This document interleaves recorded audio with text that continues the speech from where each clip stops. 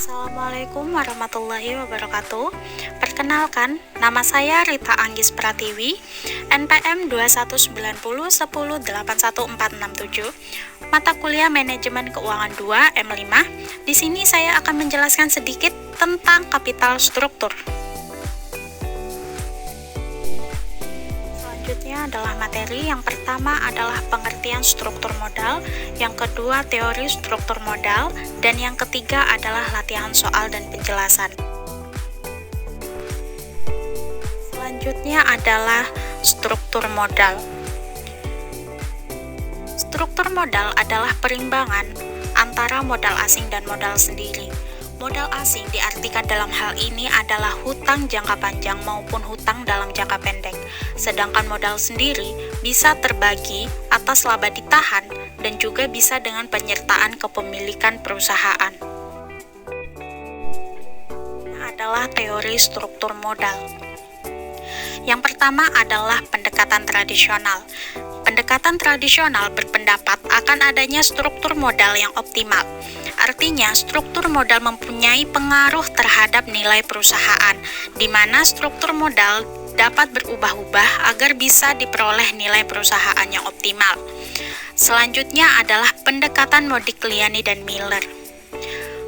Dalam teori ini, berpendapat bahwa struktur modal tidak mempengaruhi perusahaan. Dalam hal ini telah dimaksudkan faktor pajak, sehingga nilai perusahaan dengan hutang lebih tinggi dibanding dengan nilai perusahaan tanpa hutang. Kenaikan tersebut dikarenakan adanya penghematan pajak. Yang ketiga adalah pecking order theory. Pecking order theory menjelaskan mengapa perusahaan mempunyai tingkat keuntungan yang lebih tinggi justru mempunyai tingkat hutang yang lebih kecil. Selanjutnya adalah signaling theory, mengembangkan model di mana struktur modal merupakan sinyal yang disampaikan manajer ke pasar. Jika manajer mempunyai keyakinan bahwa prospek perusahaan baik dan karenanya ingin agar saham tersebut meningkat, maka manajer akan mengkomunikasikan hal tersebut kepada investor. Dan yang terakhir adalah trade-off. Menurut Myers, trade-off teori adalah perusahaan akan berhutang sampai pada tingkat tertentu, di mana penghematan pajak dari tambahan hutang sama dengan biaya kesulitan keuangan. Selanjutnya adalah beberapa rasio keuangan tentang modal. Yang pertama adalah current ratio, di mana kemampuan perusahaan untuk membayar kewajiban jangka pendeknya. Rasio yang rendah menunjukkan kurangnya modal untuk membayar hutang dan meraih keuntungan. Rumus current ratio adalah aktiva lancar dibagi dengan hutang lancar atau current asset dibagi dengan current liabilitas. Selanjutnya adalah return of asset atau ROA, di mana laba atas aset mengukur besarnya perputaran investasi. Semakin tinggi rasio, semakin baik. Rasio yang rendah menunjukkan terlalu banyak aktiva atau terlalu sedikit penjualan. Rumus ROA, total profit dibagi dengan total aset. Selanjutnya adalah return of equity atau ROE, di mana laba atas ekuitas mengukur besarnya tingkat pengembalian modal atau investasi para pemegang saham. Semakin tinggi rasio, semakin baik. Rumus ROE adalah earning after tax atau EAT dibagi dengan modal atau ekuitas. Selanjutnya kita membahas tentang latihan soal. Soal yang pertama yaitu PT Jazz berkeinginan untuk mengembangkan dan menciptakan produk baru dengan kebutuhan dana sebesar 100 juta. Terdapat dua sumber dana yang bisa dipakai. Satu, sumber internal diambil dari current aset, yang kedua sumber eksternal diambil dari current liabilitas. Di sini kita bisa melihat balance sheet per tanggal 31 Desember tahun 2019, di mana tabel aktivanya terdiri dari current aset sebesar 600 juta, fixed asset sebesar 1,8 miliar, dan total asetnya sebesar 2,4 miliar.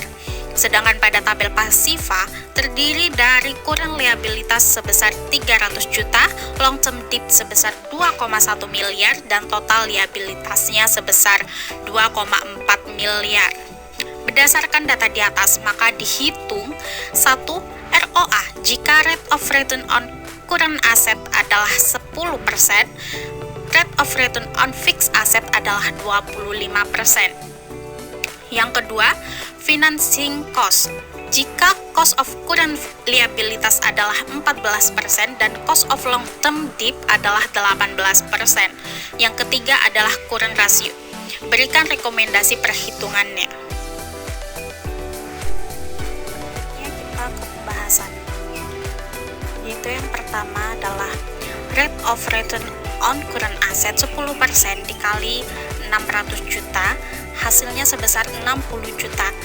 Sedangkan rate of return fixed asset 25% dikali 1,8 miliar, hasilnya sebesar 450 juta. Total profit sebesar 510 juta.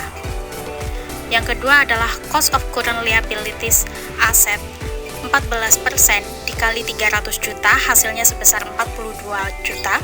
Sedangkan cost of long term debt 18% dikali 2,1 miliar, hasilnya sebesar 378 juta.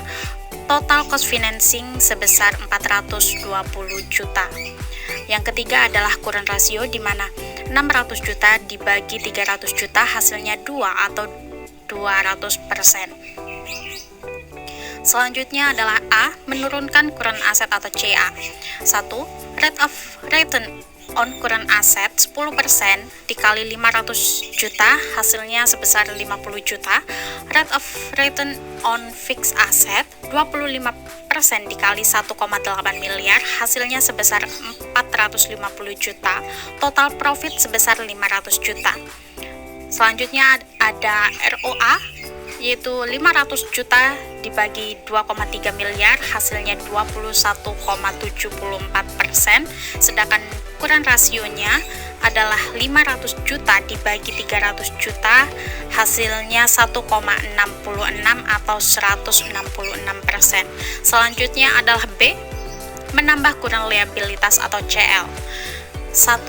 Cost of current liabilities 14% dikali 400 juta, hasilnya sebesar 56 juta.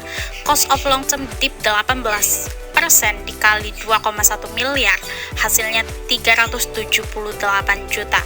Total cost financing adalah sebesar 434 juta. Selanjutnya ROA-nya adalah 434 juta dibagi 2,5 miliar, hasilnya 17,36%. Sedangkan current rasionya adalah 600 juta dibagi 400 juta, hasilnya adalah sebesar 150%. Selanjutnya adalah perbandingan hasil perhitungan, yaitu ada 4 tabel. Yang pertama adalah item terdiri dari ROA, financing cost, dan current asset. Sebelahnya ada tabel semula, penurunan CA, dan penambahan CL, di mana untuk ROA semulanya sebesar 21,25%, penurunan CA 21,74%, dan penambahan CL adalah 17,36%. Di financing cost semula sebesar 420 juta, penurunan CA 420 juta, dan penambahan CL sebesar 434 juta. Sedangkan pada current asset di semula sebesar 200%, penurunan CA sebesar 166%, dan pada penambahan CL sebesar 150%. Jadi bisa kita simpulkan bahwa dengan diturunkannya CA lebih menguntungkan daripada penambahan CL, sehingga sumber daya yang diambil dari CA lebih layak. Selanjutnya kita ke soal nomor 2, yaitu pada awal bulan Maret tahun 2021, manajer keuangan PT AGB melakukan kajian untuk melihat return on equity atau ROE perusahaan. Informasi dari manajer pemasaran menyebutkan bahwa Penjualan diestimasikan terjadi kenaikan sebesar 10 miliar dengan asumsi perusahaan melakukan ekspansi pembukaan kantor pemasaran ke Kalimantan dan ke negara Malaysia.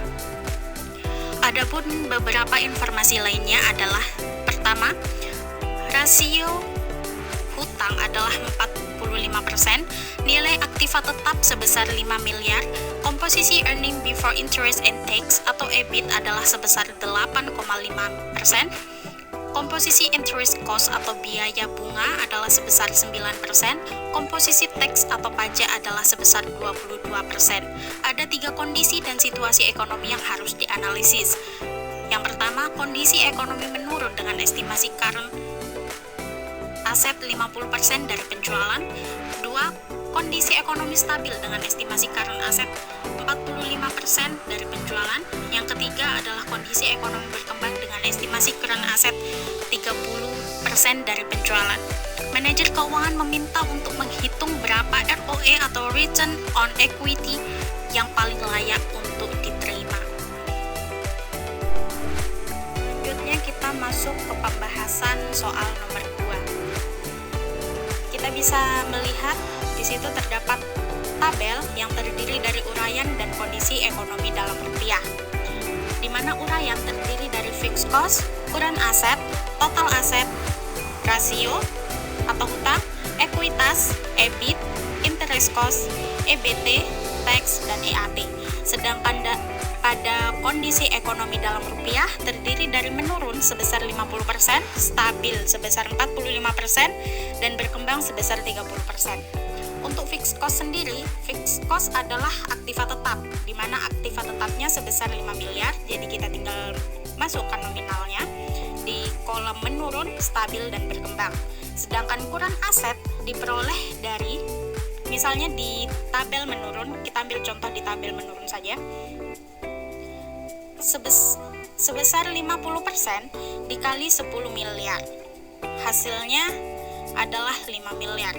Perhitungan ini dilakukan sama ke kolom selanjutnya, yaitu kolom stabil dan berkembang. Sedangkan total aset adalah fixed cost ditambah current aset. Di tabel menurun, fixed cost-nya adalah 5 miliar dan current asetnya 5 miliar, total asetnya adalah 10 miliar. Untuk hutang rasio adalah total aset dikali 45%. Di tabel menurun, total asetnya 10 miliar dikali 45%, hasilnya adalah 4,5 miliar. Untuk ekuitas adalah total aset dikurangi dengan hutang atau rasio. Jadi, di kolom menurun, total asetnya adalah 10 miliar dikurangi dengan hutang atau rasionya sebesar 4,5 miliar. Jumlah ekuitasnya adalah 5,5 miliar.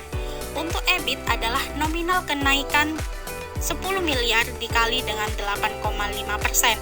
Hasilnya adalah 850 juta. Untuk interest cost adalah hutang rasio dikali 9%. Hutang rasio sebesar 4,5 miliar dikali 9%, hasilnya adalah 405 juta. Untuk EBT adalah EBIT dikurangi interest cost. EBIT sebesar 850 juta dikurangi dengan 405 juta, hasilnya adalah 445 juta. Untuk tax adalah EBT dikali dengan 22%. EBT sebesar 445 juta dikali 22%, hasilnya adalah 97.900.000.